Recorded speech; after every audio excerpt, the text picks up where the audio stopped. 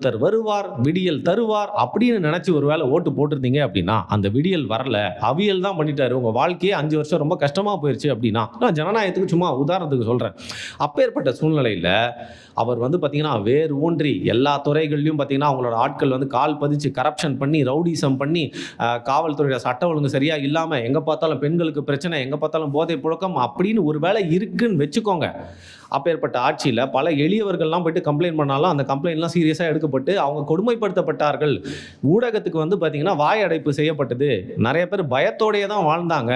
திரைத்துறையிலிருந்து எல்லா துறையிலுமே பார்த்தீங்கன்னா, இந்த ஆட்சியில அவங்களுடைய ஆளுகையே எல்லா இடத்துலயுமே வேரூன்றி இருக்கு. ஆக்டோபஸ் மாரி எல்லாத்தையும் புடிச்சு வச்சிருக்காங்கன்னு ஒருவேளை நீங்க நெனச்சீங்க அப்படின்னா, அந்த ஆட்சி மாற்றத்தை ஏற்படுத்துறதுக்கு இதான் சரியான ஒரு வாய்ப்பு.